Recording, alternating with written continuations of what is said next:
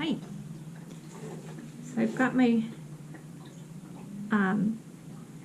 mixed media paper taped down on this board in 8 equal sections. I'm making 8 5x7 abstract backgrounds so that I can do some little mini paintings. So I'm going to do the abstract background, but I want to do all of them at once, and then you'll see how in the end it'll give sort of a cohesive collection because they'll all have the same colors and the same background. So I'm not going to have to do each one. I'm going to just do them all at the same time. See how that goes. I'm just using basically just titanium white, cadmium yellow, and cadmium red mixed up this kind of salmon-y color, and that's going to be my base color. So here we go. And I'm not going to spray water because I want the base color to be a little bit thicker so that the following layers, if they're really thin and watery, that I'm not, you know, compromising the paper too much. It's mixed media paper, so probably it's fine, but I didn't gesso it this time because I want to see how it turns out. So here we go. And while I start doing this, I want to talk about trying new things and just, you know, just going for it, because I was so careful and I thought I had to conform to a certain way and, you know, to be a full-time artist and sell my stuff and all that, that I'm constantly looking for what are people buying, what are people wanting, what are galleries like, what's the latest thing. All of that is just so frustrating. And so I'm kind of now at a point where I'm doing what I love, I'm doing what feels right for me, and at some point, whether through these videos, through Instagram, or through the little shows that I enter, the little markets that I sell at some point, maybe somebody will kind of recognize my voice or my style and say, hey, I'd really like to own one of your paintings. I mean, and then maybe commissions will come out of it. You just never know. But to fret about that part of it, it's just exhausting and frustrating. So I'd much rather just do what I love and paint what I want, and let other artists, if they want to, try to conform to certain standards, you know, or fit into certain niches. I'm too old for that. In fact, I probably as of the posting of this, I'll have already had my 65th birthday. So considering that, you know, I'm at a point where I don't need to conform to anybody. I feel like I am who I am. Like it or not, this is me, and I will do what I want. You earn that when you're 65. So, anyway, but for those of you who are really in need of you really want to make a living with your art, I think at this point, for the most part, I think it's smart for artists to diversify. I feel like, you know, unless you are living in an area or you're in some kind of situation where you have a network of people that are in the art world, or you've somehow been able to hook up with a gallery, or, you know, there are always circumstances, right? Being in the right place at the right time, or or your art is just absolutely amazing and it takes off and then galleries want you, or there's all those circumstances. But in general, the average person, when I say average, I mean people who are excellent artists that somehow are not being noticed. Diversifying is smart. So that means, you know, we have to, instead of have a narrow focus, allow anything that comes along to be part of your journey. So for me, I said, I'll never do markets, I'll never do fairs, I'm not going to do that. I'm not going to sit there all day with prints. I want people to appreciate my originals. Now, there's nothing wrong with feeling that way, but by my feeling that way, I was limiting myself. And so now when those markets come available, I'm ready. I've got prints made, I've got, you know, and I'm selling prints on my website. So making money as a full-time artist is not necessarily just an original piece that you're selling or just commissions. It's any way you're making money. And to diversify what you do is smart. It opens you up to all kinds of markets that you really didn't think about before, or it opens you up to opportunities that that maybe were not even in your plan. So give yourself a break.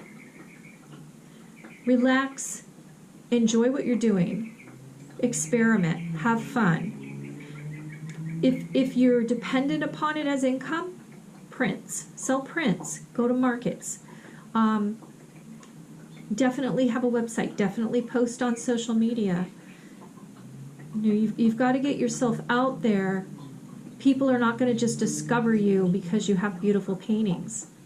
I've seen amazing artists that are barely surviving, and you know, there's no reason for that except that they believe they're a sellout if they sell prints, or they're a sellout if they go to a craft fair or a market. You know, full-time income is however you bring it in. It doesn't mean you're not an artist, a serious artist. So let go of that notion for sure. Anyway, okay, so I'm going to dry this off with my dryer and then go to the next step. Okay, so next we're going to add a coat of ultramarine blue mixed with a tiny bit of Mars Black to give, and a really, really thin, really watered down.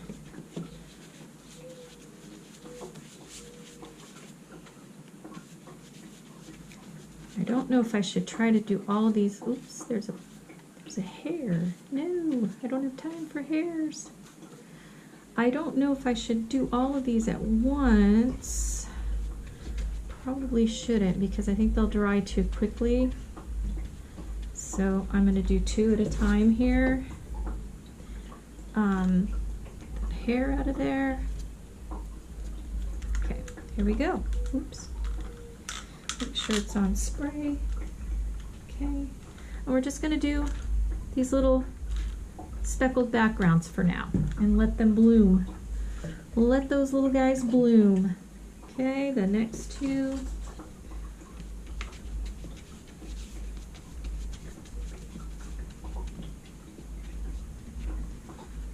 Might need to mix more paint here. We're going to run out of paint.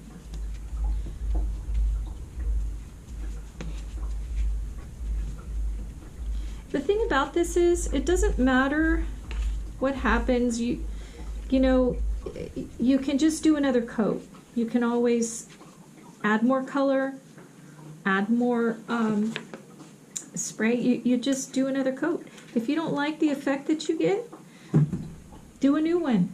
It does not matter. This is about you doing what you want, and it's just a background, and it's abstract. So there's no right or wrong way. it's whatever you feel, whatever kind of look that you feel is appealing.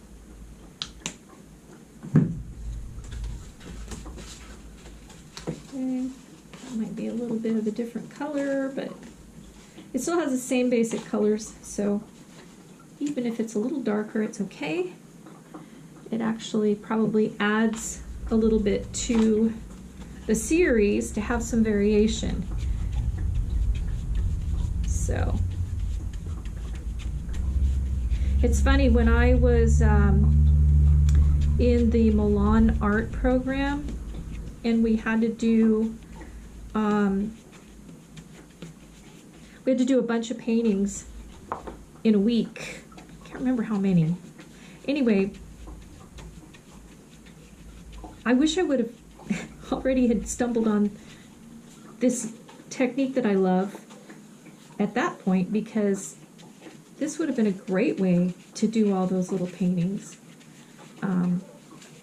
It would have been fun. It would have been less frustrating and less intimidating for sure. Okay, yeah. See, this is going to be a little different. So the thing is, I may not like what's happening on all of it, but let's try some water. Okay, water is helping.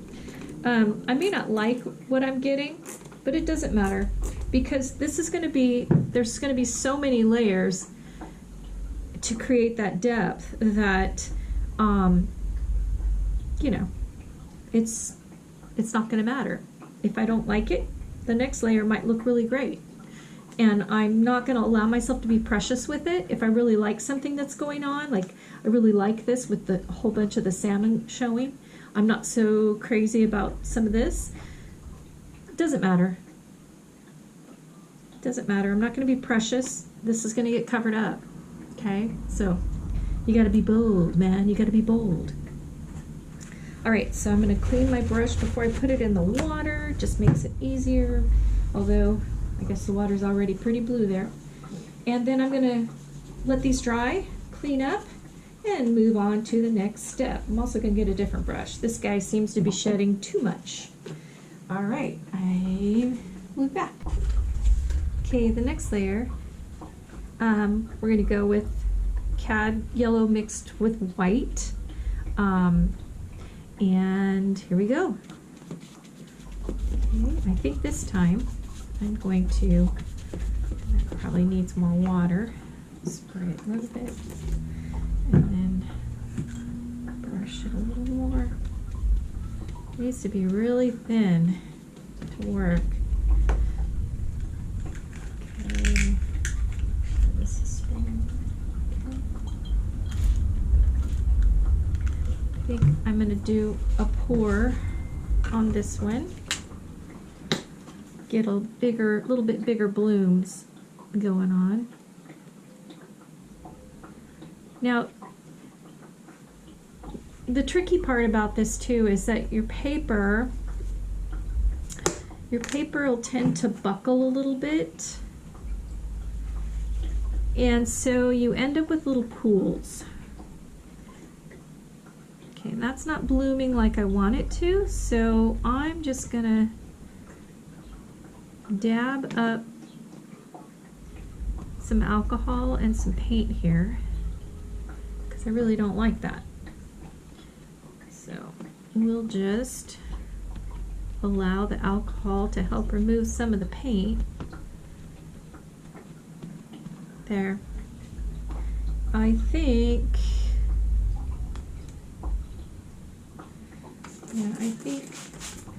my paint needs to be a lot thinner. That's part of the problem here. The white, because of the titanium white, probably should have used something else, but the titanium white, of course, is going to make it a little bit more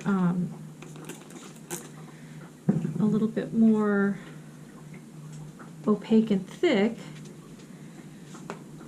So let's just do a pour. Tiny drop. That wasn't tiny, but And there, okay, that's a better cell. You see how it's making like kind of a cellular type thing here.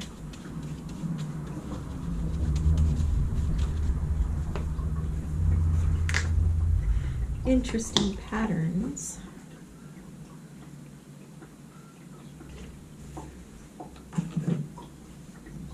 Right, let's see.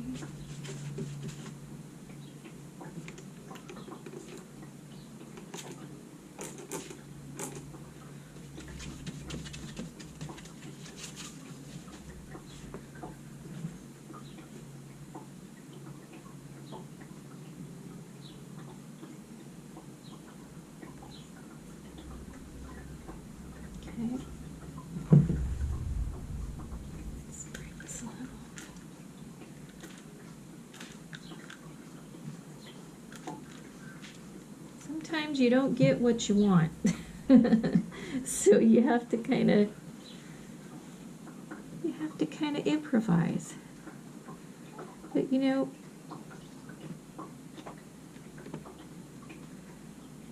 I feel like that's kind of the therapeutic part of art, right? It's like playing. It's like being a kid and playing again.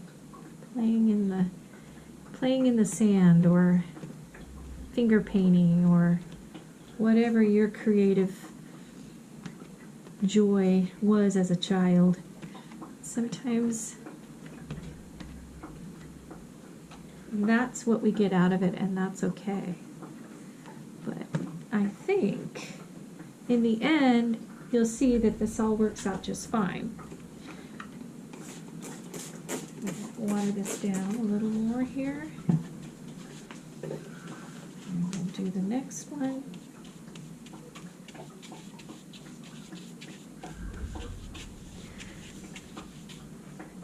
But there is a trick to this because of the amount of bends and folds in the paper as it gets wet. So, you know, just be aware of that you may have accidents happen in your piece, and you just have to go with them and allow them to happen. Because you never know, of course, you never know what you might get out of it in the end. So, you know, you have to be brave and flexible and open to whatever comes. This is sort of intuitive.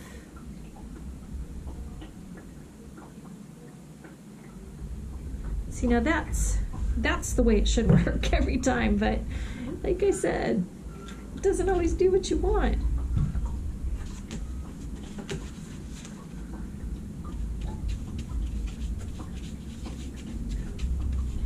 I know these colors seem weird, kind of,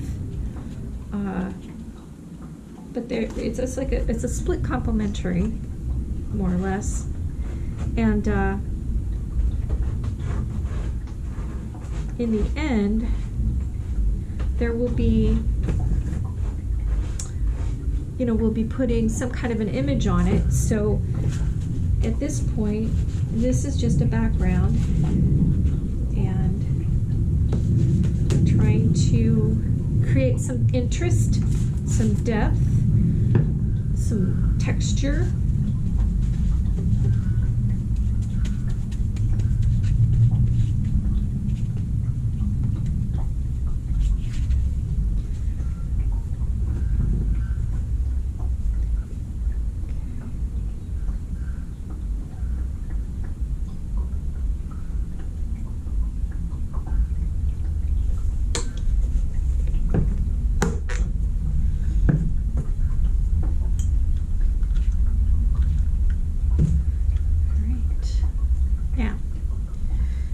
Always go back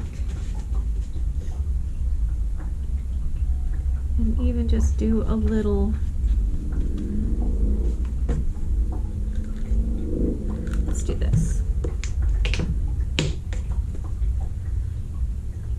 because it dries pretty fast depending on yeah,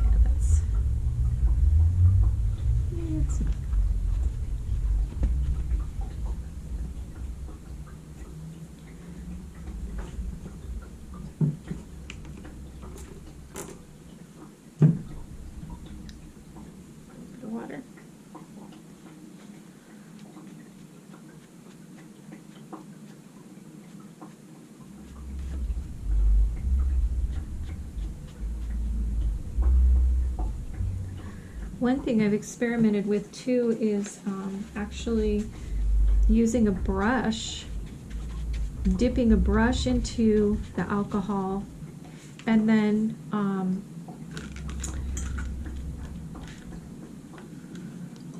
almost, I don't want to say painting with alcohol, you're really extracting paint with the alcohol. So I like taking a brush and then just extracting the alcohol, and it sometimes just it's really cool because you could do little doodles, you can do little flowers, so it's another fun technique to use.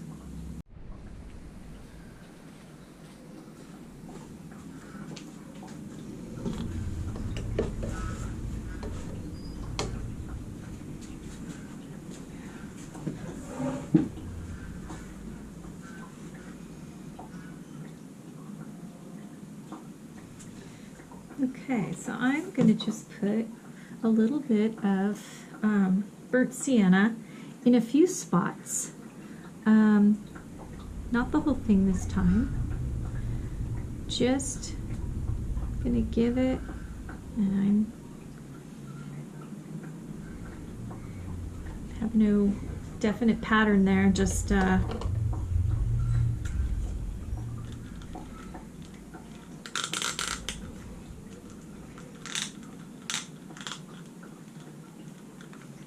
just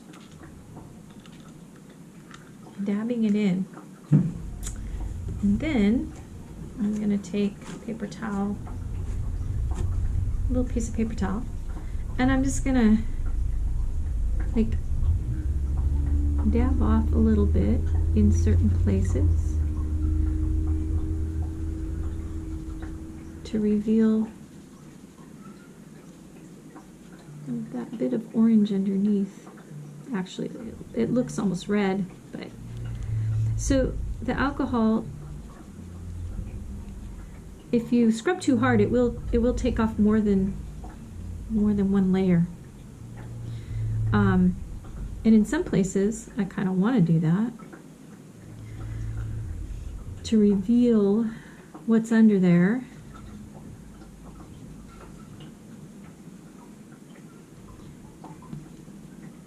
So I'm kind of rubbing in that burnt sienna color.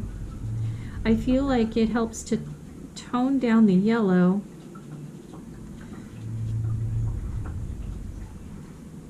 and kind of create another layer. So yeah, I like what that's doing. All right, let's do the next one. Okay. Let's see. This one, I think, I like some of what's going on in there.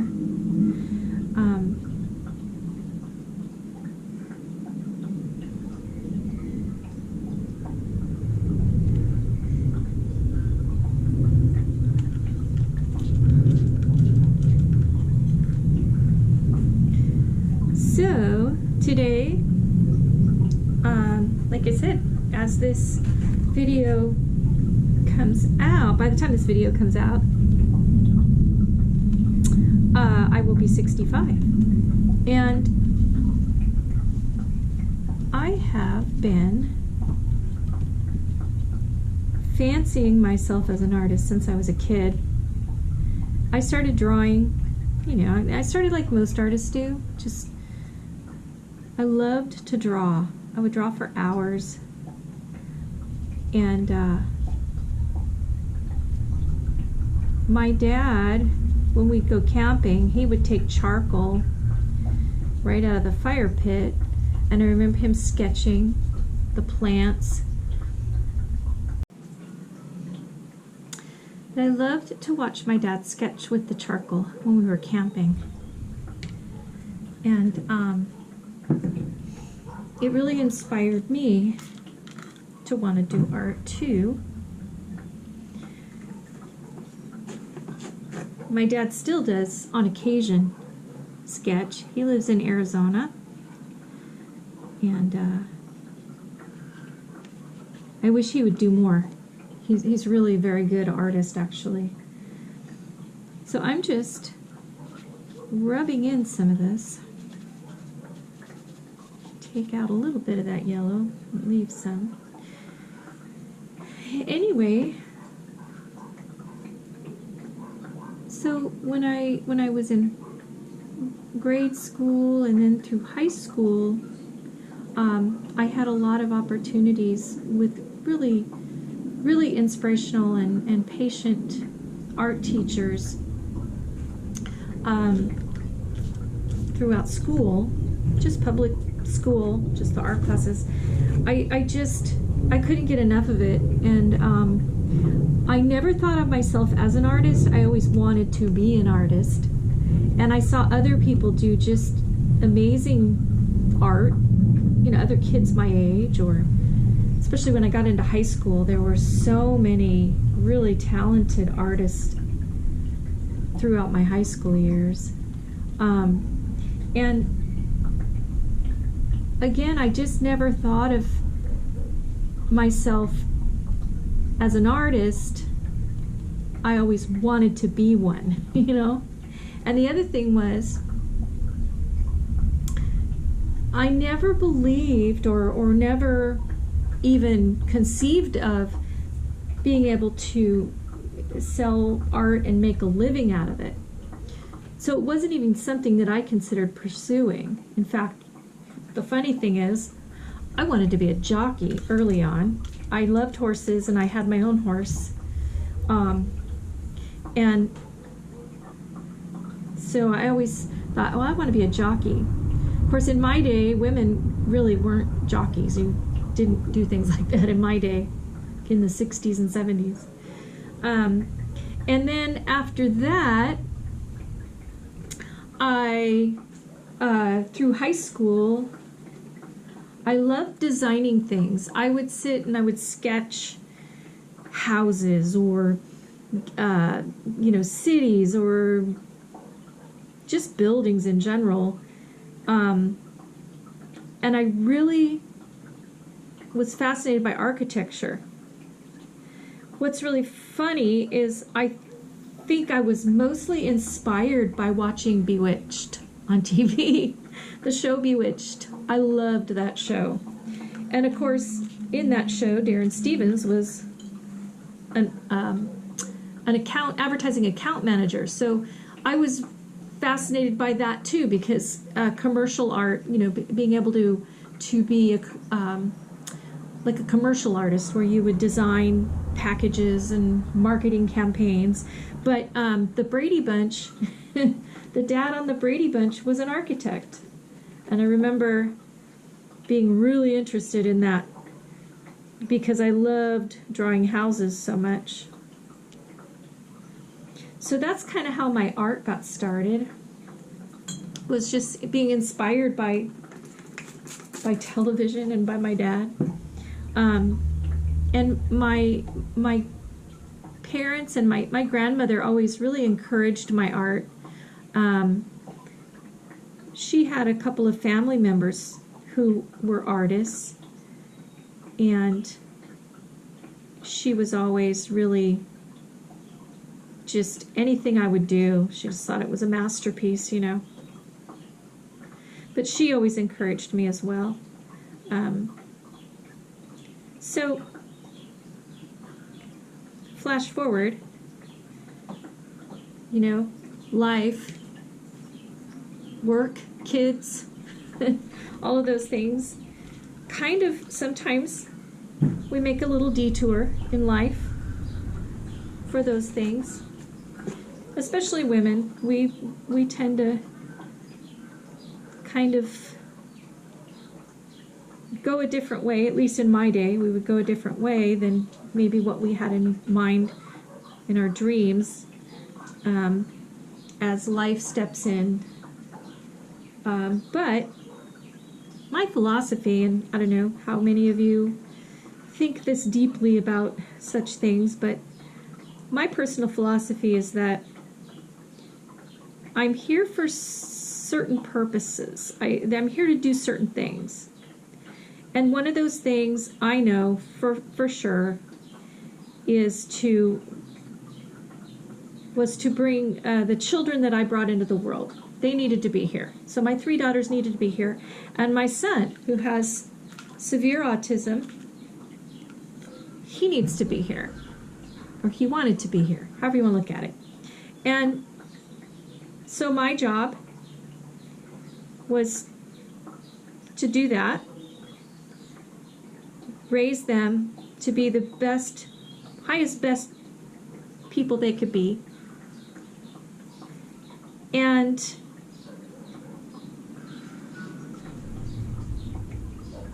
then also, you know, try to become my highest best self. And my husband Mike is an amazing, loving person who is such a, just a huge, what do I want to say? Well, he's so supportive of everything I want to do. He always said, I don't care if you don't ever want to work, you can stay home all you want. But of course that wasn't practical in our life. Now that I'm retired though, and things have worked out in a way that I'm able to be home, we kind of like it. And it's the first time I've been home like full time, just taking care of the family, you know. And I'm one that I feel if I'm home, I work. I do have a job. I look after my son, and you know, my job is to keep the house clean and orderly, figure out what we're going to eat. So I have plenty of work that I do, but my husband is the kind of guy, he's like, he said, I don't care what you do all day. I don't care if you sit and watch TV and eat all day. He said, I love you for who you are. You know, I think he probably would change his mind if that's what I did, but he's just so supportive and respectful and appreciative. And I'm so grateful for having that, having him in my life.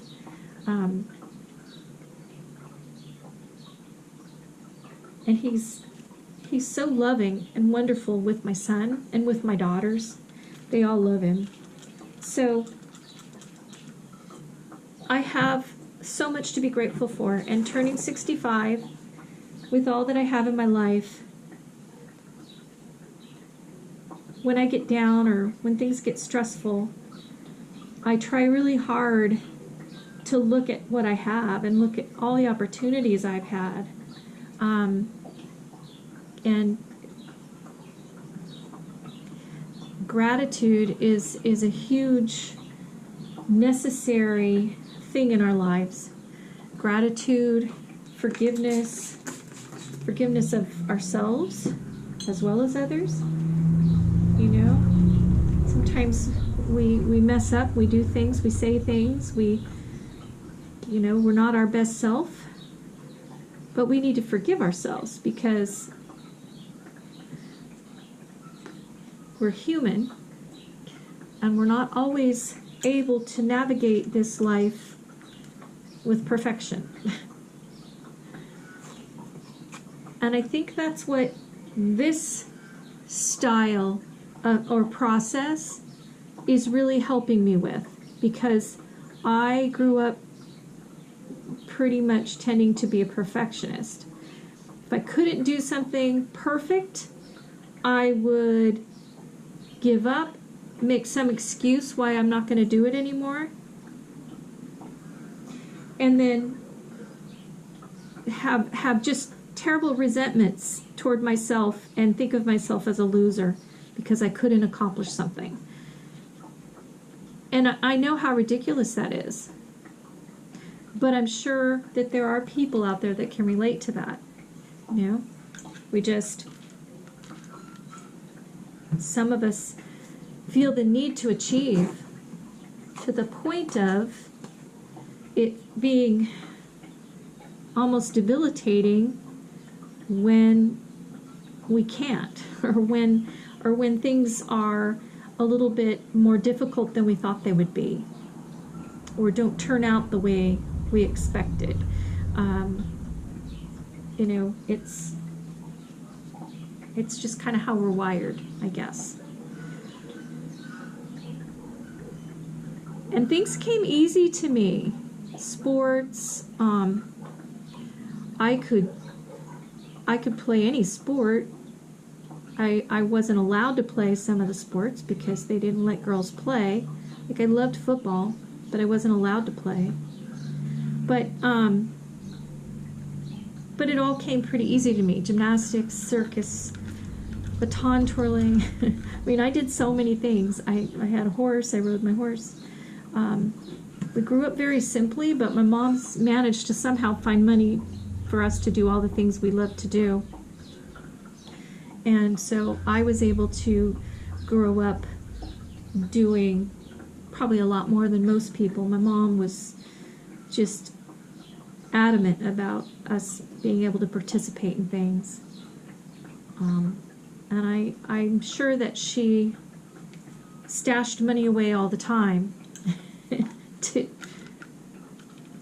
She probably skimped on certain things, groceries or whatever, I don't know. She probably skimped on herself, I'm sure, in order to make sure that we got to do things we wanted to do.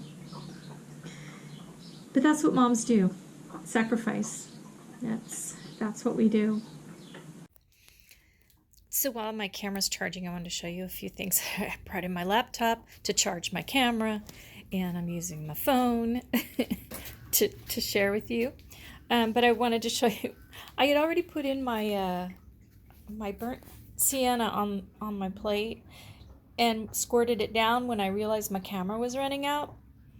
So, plastic cup. It's creating its own little humid environment to keep that paint from drying out. The things we learn. Anyway, so I think the background's done. So the next step is going to be to add highlights and shadows to areas that I want to kind of bring up. And what I probably will do is focus on anything that looks floral, and I'll probably find ways to kind of pull those florals up out of the background, so it'll add a little more depth. And I'm not going to actually try to make them look like flowers. I'm just going to accent them and let people's imagination create them as flowers when they look at it. So, yeah. So, moving on to the next step. This is kind of the fun part. So I'm going to take the tape off because I want to individually now work on these so that I can see if they're going to be vertical, horizontal, or, you know, what angle I see something I like in. So here we go. And this is going to be tricky. Make sure that... And the thing about this is there's 2 sheets of paper here. Whoops, I did not realize that's on that. 2 sheets of 12 by 16 mixed media paper. And these are not cut yet. So what I did was, I'll show you when I'm done getting out of the tape.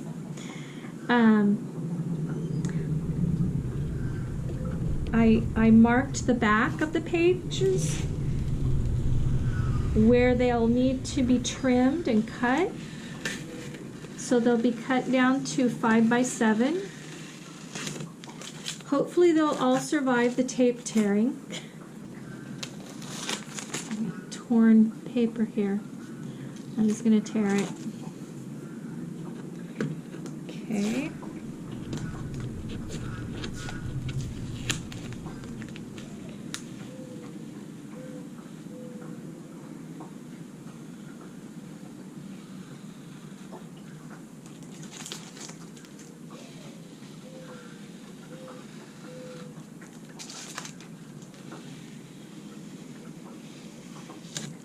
There we go. Okay.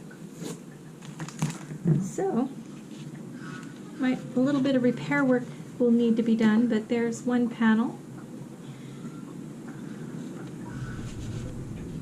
And the other panel. So as I said, I drew on the back 5x7 lines, and I'm going to take my cutter, I have a rotary cutter, and I'll show you the process of then cutting them.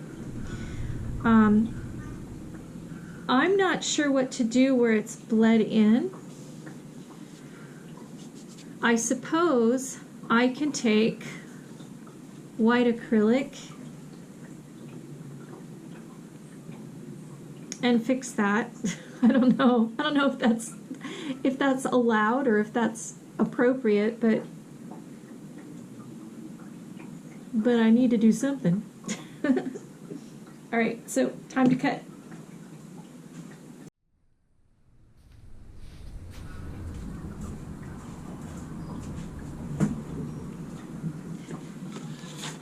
Okay, so I touched up some of the sides, and it looks really bad right there, so I don't know. Most of them look pretty good. There's just a few spots where the paper tore. So, I don't know. We'll see what happens with that. So now, what I'm going to do is trim them. And as I said, I drew the lines on the back so that I knew where to cut. Some of this is going to come out uneven because I think that I taped it uneven. But it's okay. I mean, it's a homemade piece of art. So I think most people appreciate the little flaws in things. At least I hope that's true. So this thing is probably, let's see, I'm going to cut it in half first because, yeah, so that it'll fit.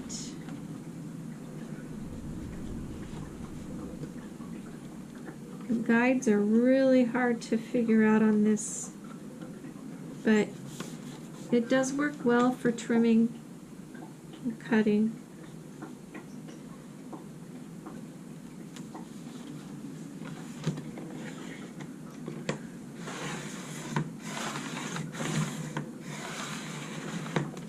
Cross your fingers. Oh, that didn't cut very well, did it? Alright, I might have to put some more weight into that.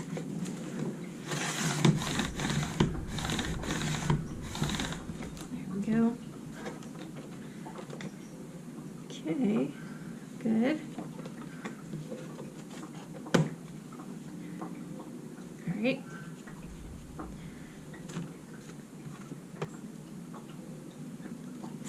It's important that I get this right because if somebody wants to put this in a frame, you know, I want to make sure that it fits. They don't have to trim it or something.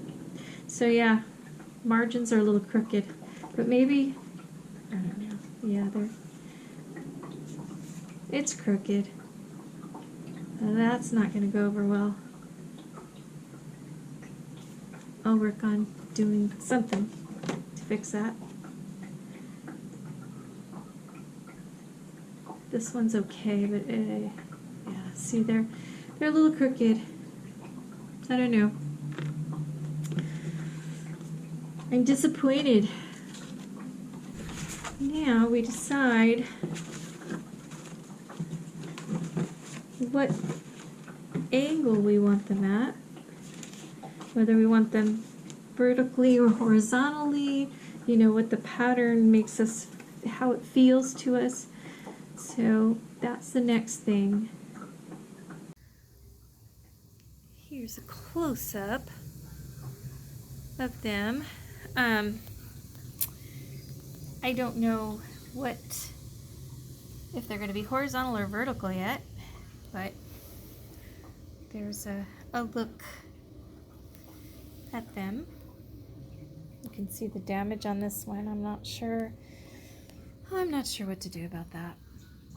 So now what I'm going to do, I'll have to do some research on that. scanned This one the is damaged too. finished background pieces into my What do you do iPad, about that? and I'm going to use You sell it Procreate at a to discount? Do you just, what do to you do? put images I don't in know. them so that I can see kind of what I want to do before I actually put Okay. paint on them. Well, Um, it's okay. this way I won't I am happy feel with how they turned out too otherwise. restricted. What do you think? You know, when you start to put paint down and there's no way to to avoid um, making a big mistake, for me it's intimidating. So I want to kind of know what I'm doing first. Anyway, so here I'm just choosing the brush I want to use, the color I want to use, and then um, putting it on a different layer so that if I don't like it, I can just delete the layer and not have to reload the picture. And I see the shape of fish in this one, fish and bubbles. So here I'm just trying to kind of carve out the shape of the fish. Um, and I skipped ahead a little bit because I didn't need you to see the whole process. But anyway, and then there's another little fish on the side that I'm going to do. And you can see them kind of developing as I go. And then I already now have an idea of what I want to do, but I get lost in a lot of detail that's probably unnecessary because this isn't going to be the finished piece. The finished piece is going to be painted, but get carried away. Anyway, so I am though going to be trying to figure out some shadow and light so that it kind of pops the fish out. So when I go to paint them, um, I can kind of see what colors work, uh, to create some contrast so that they are lifted a little bit off the page. And then detailing out things like their gills, like I'm doing here, and just giving me a source basically to go by. Um, and yeah, so that's what I started with. And then here's one that I already had finished my source on the iPad. It's a different background. And you'll see what I decide to produce here, what I saw in this picture, in this background. You can see to the right another little orange fish. So now you'll see what I decide to bring out of this painting that's hanging out with this little fish. And this is a fun process, discovering these images. I love this. I'm sure most artists are just like me. Most people are probably just like me in seeing patterns, you know, just the tile in my shower. I call them my friends. It's kind of weird, but there are patterns in my shower that look like little creatures. It reminds me, these creatures, these patterns remind me of the creatures in some of the sketches that Da Vinci did. Um, and he referred to them, I think, as the beings, or I don't remember what he called them, but go check that out. He had sketched these really strange looking creatures, and I think he saw them in the flames and in the shadows of wherever it was that he was staying at the time. I don't know if it was a cave or I don't remember where he was. I'll have to go back and reread that. But that's what these creatures I see in my shower remind me of. So it's kind of the same thing here. You sort of you look and you allow your imagination to find an image. And then you just kind of flesh that image out until it's a little more obvious for your painting. So again, this is somewhat abstract, but there is some representational work in them as well. And I guess I think you almost now can tell what this is going to be in the end. Can you see it? Can you see it emerging? You know what that is that's hanging out with that fish? I think you probably can.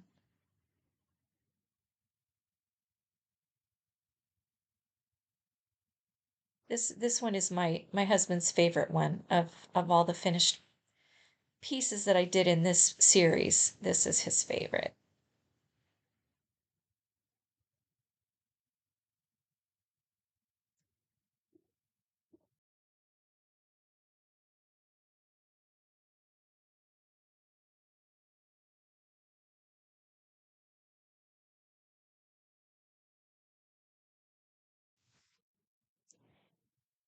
So as I kind of sort of carve out, I feel like this is like carving to me, or like, yeah, I mean, I feel like it's carving out or shaping, molding the image. So um, here I'm just trying to sort of pull it out from the background and use shadow and light, and wash, or in some places, a nice thicker coat to give it its shape and its texture. And I think you can start to see that this is supposed to be an octopus. And I think once I add more of the shadow and light in it, it starts to kind of come about. I have his arm wrapped around a bubble, which is weird. I don't know. It's just what I saw him doing.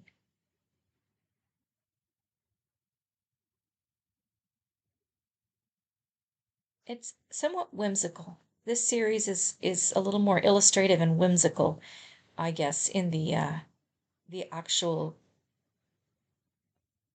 subjects.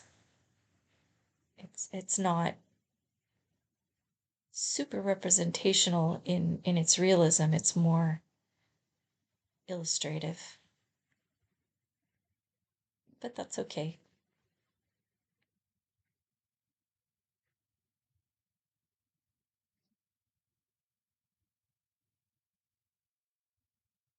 Yeah. My cat is sitting here with me, so you might hear him from time to time. As soon as I stop petting him, he starts begging for love, so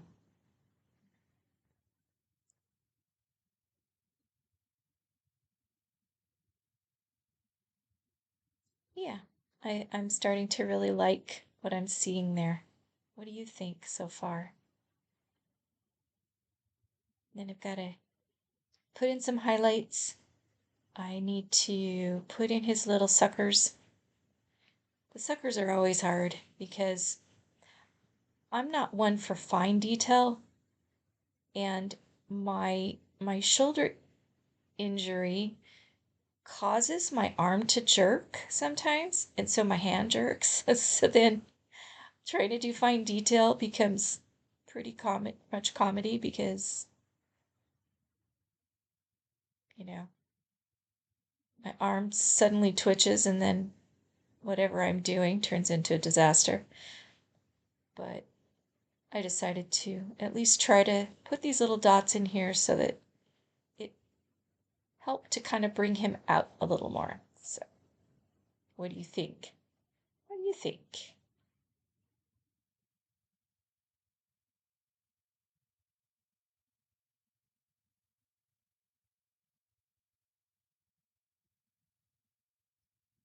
I somehow really love the octopus, and the raven.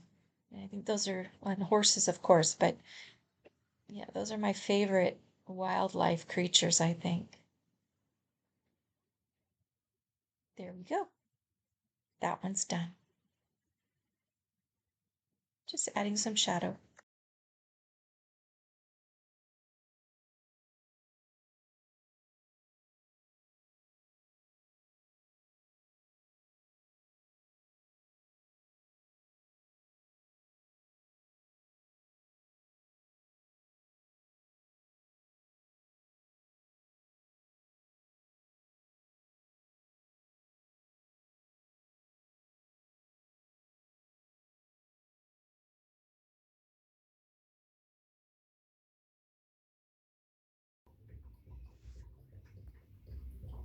So here are the finished pieces.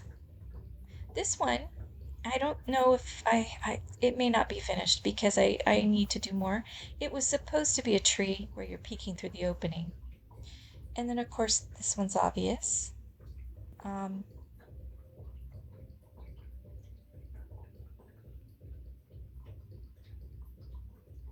I love how the little flowers turned out in the back. And then a little bunny. Again, I just love how there's that hint of flowers and brush.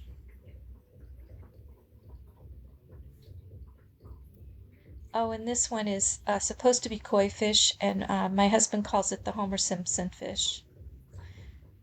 So that one probably isn't finished either because I'm not gonna have someone think that that's a cartoony fish because it is a little cartoony. And there's the octopus and his buddy swimming with him. And there's another little guy in the corner. So that's where we went with it. And then there's a couple more that I still need to decide what to put in.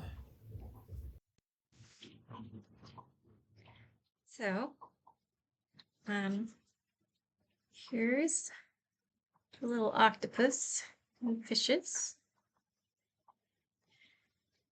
And I bought the matting, but because I had to trim them since they were uneven, they're not going to fit the mats I bought. So what I'm going to do instead, and I hope this will be okay. I'm just going to take some heavy paper and I'll mount the painting on the heavy paper and then put it in. So I'm hoping that that's, I don't know, let me know if that's a bad thing, but that's what I've decided to do.